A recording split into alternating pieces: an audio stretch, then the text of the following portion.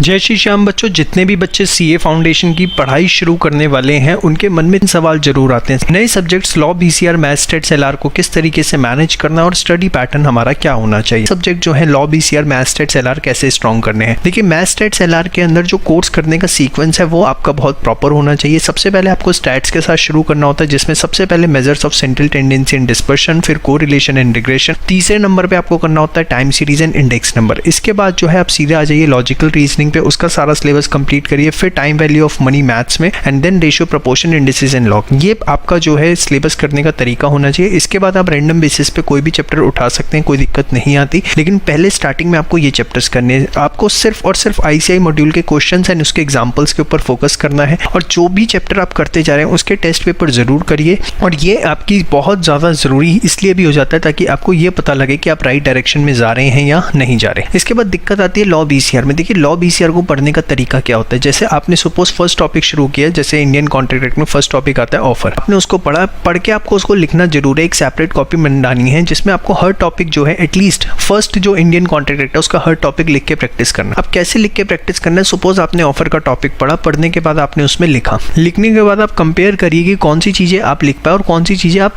भूल गए, मतलब जो आपको याद नहीं आई, आपको लिखने में दिक्कत आई। तो आप क्या करिए, एक डिफरेंट कलर के पेन से, अगर आपने ओरिजिनली ब्लू कलर के पेन से लिखा था तो अब रेड कलर के पेन से वो सारे पॉइंट्स उसमें लिख लीजिए कि कहाँ पर आप क्या लिखना भूल गए, कौन सी चीज़ें आपने स्किप कर दी जो आपको लिखनी चाहिए थी।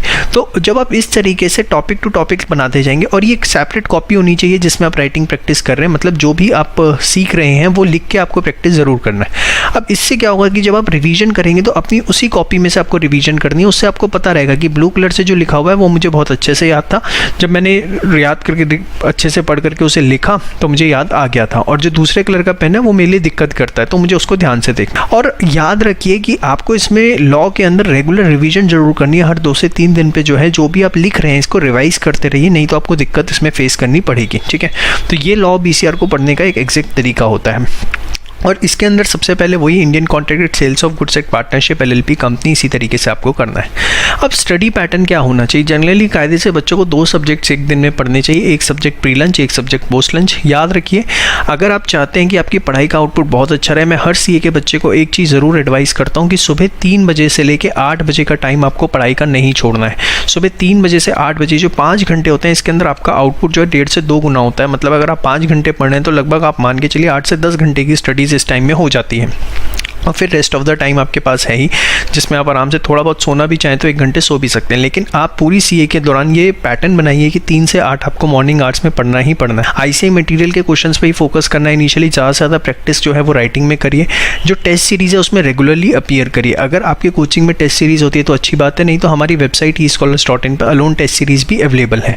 हमारा सीए फाउंडेशन 3.0 के अंदर लगभग आपको 350 से ज़्यादा टेस्ट पेपर जो है सारे सब्जेक्ट्स के चैप्टर वाइज मॉक टेस्ट वगैरह अलग से मिलते हैं, और उसके बारे में सारी डिटेल्स जो है आप हमारे वेबसाइट से ले सकते हैं। कम से कम 15 दिनों में एक दिन जो है आपका वो रिवीजन के लिए डेडिकेटेड होना चाहिए कि हर आपने 2 हफ्ते पढ़ाई की, उसके बाद एक बार पूरा रिवीजन किया। या ऐसा भी कर सकते हैं कि संडे को आपने हाफ डे जो है पोस्ट लंच रिवीजन के लिए डेडिकेट कर दिया, जिसमें आपने जो भी पूरे वीक में पढ़ा उसको आप कंटिन्यूसली रिवाइज कर रहे हैं। और याद रखिए, रिवीजन के टाइम पर जो है आपने मॉक टेस्ट पेपर जरूर करने। इस तरीके का पैटर्न होना चाहिए कि फर्स्ट रिवीजन आपकी हो गई, फिर सेकेंड रिवीजन में रोज़ एक मॉक टेस्ट पेपर जो है आपको ज़रूर सॉल्व करना है।